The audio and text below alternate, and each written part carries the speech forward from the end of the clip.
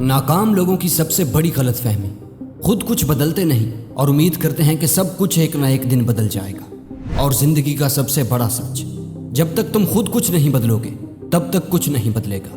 اور ہم میں سے 80% لوگ ساری زندگی اسی سچ سے بھاگتے رہتے ہیں، کیونکہ وہ اپنے کمفرٹ زون میں اس طرح سے پھنس جاتے ہیں کہ چاہ کر بھی وہاں سے نہیں نکل پاتے۔ زندگی میں ہر انسان چاہتا ہے کہ اس کے حالات بدلیں، کوئی بھی انسان یہ نہیں چاہتا کہ اسے زندگی میں کبھی کسی چیز پر کمپرومائز کرنا پڑے، کوئی نہیں چاہتا کہ اسے 10 روپے کے لیے دوسروں کے آگے ہاتھ پھیلانا پڑے۔ ہر انسان چاہتا ہے کہ اسے جب بھی کوئی چیز پسند آئے تو اسے اسی وقت خرید لے۔ کوئی بھی انسان ایسے گھر میں نہیں رہنا چاہتا جو شروع ہوتے ہی ختم ہو جائے۔ کوئی انسان نہیں چاہتا کہ اسے غربت و مفلسی میں رہنا پڑے۔ ہر انسان اپنے حالات، اپنی زندگی اور اپنی قسمت کو بدلنا چاہتا ہے۔ تو پھر کیوں لوگ یہ سب چاہتے ہوئے بھی اپنے حالات نہیں بدل پاتے؟ کیوں لوگ مجبور ہو کر ویسی ہی زندگی گزارتے ہیں جس سے وہ نفرت کرتے ہیں؟ کیونکہ یا تو وہ لوگ اپنے کمفرٹ زون میں اس طرح سے ڈوب چکے ہوتے ہیں کہ وہ کسی بڑے کام کی شروعات ہی نہیں کر پاتے، اور اگر کسی طریقے سے شروعات کر بھی لے تو پھر کوئی مصیبت آنے پر اس کام کو چھوڑ دیتے ہیں، کیونکہ انہیں دوبارہ اپنے کمفرٹ زون میں جانے کا بہانہ مل جاتا ہے۔ اسی لیے وہ وہیں پر رک جاتے ہیں۔ وہ جیتے تو ہیں لیکن ایک زندہ لاش بن کر، ایک جانور بن کر، کیونکہ ایک جانور بھی تو یہی کرتا ہے، کھاتا ہے، پیتا ہے اور سوتا ہے۔ اسے یہ پرواہ نہیں ہوتی کہ دنیا میں کیا چل رہا ہے۔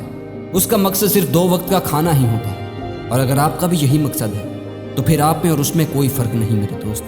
کمفرٹیبل انسان اور جانور میں فرق ہوگا تو صرف اور صرف 2 ٹانگوں کا اور 1 پونچھ کا، کیونکہ آپ کا مقصد، آپ کا مائنڈ اور آپ کا چیزوں کو دیکھنے کا نظریہ ہی آپ کو دوسرے جانوروں سے الگ بناتا ہے۔ لیکن اگر آپ اپنے مائنڈ کا استعمال ہی نہیں کرو گے، اپنی صلاحیتوں کو پہچانو گے ہی نہیں، تو پھر آپ کیسے ایک انسان کہلاؤ گے؟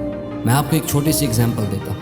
ایک مرتبہ ایک مہاوت کسی ہاتھی کے بچے کو جنگل سے پکڑ کر اپنے گھر لے آتا ہے اور اسے ایک زنجیر سے ایک درخت کے ساتھ باندھ دیتا ہے۔ وہ ہاتھی کا بچہ لاکھ کوشش کرتا ہے لیکن اس زنجیر کو توڑ نہیں پاتا۔ کچھ دنوں بعد اس مہاوت کو احساس ہوتا ہے کہ وہ ہاتھی کا بچہ اس زنجیر سے نکلنے کی کوشش بھی نہیں کر رہا، تو وہ مہاوت بھی اسے وہیں پر کھانا پانی لا کر دیتا ہے۔ اور وہ ہاتھی کا بچہ اب یہ مان چکا ہوتا ہے کہ یہی قید ہی میری زندگی ہے۔ اسے جس زنجیر سے باندھا گیا تھا، جہاں تک وہ جاتی بس وہیں تک وہ ہاتھی کا بچہ چلتا تھا اور اسی پیڑ کے گرد ہی چکر لگاتا رہتا تھا۔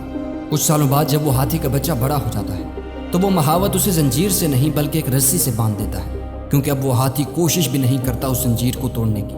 اب اگر اس ہاتھی کو اس طاقت اور ان صلاحیتوں کا پتہ ہوتا جو اس کے پاس ہے تو زنجیر اور رسی کیا، وہ پورے کے پورے درخت کو ہی اکھاڑ پھینکتا۔ لیکن نہیں، وہ وہاں سے آزاد ہونے کی کوشش بھی نہیں کرتا، صرف اس لیے کہ وہ ہاتھی اپنے کمفرٹ زون میں چلا گیا ہے۔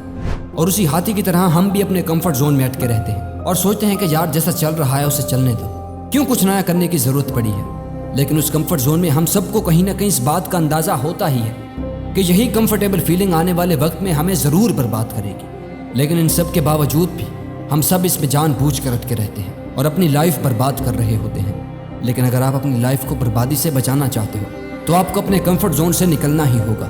آپ کو ہر وہ کام کرنا ہوگا جسے آپ نے ادھورا چھوڑا ہوا ہے۔ آپ کو ہر اس چیز کو آزمانا ہوگا جس سے آپ کو ڈر لگتا ہے۔ آپ کو ہر اس چیز کو حاصل کرنا ہوگا جن کے کبھی آپ صرف خواب دیکھا کرتے تھے، اور یہ تبھی ممکن ہوگا جب آپ اپنے کمفرٹ زون سے نکلو گے، ورنہ آپ کی آنکھوں کے سامنے آپ کے خوابوں کو کوئی اور جی رہا ہوگا اور آپ کچھ نہیں کر پاؤ گے۔ So get out of your comfort zone now.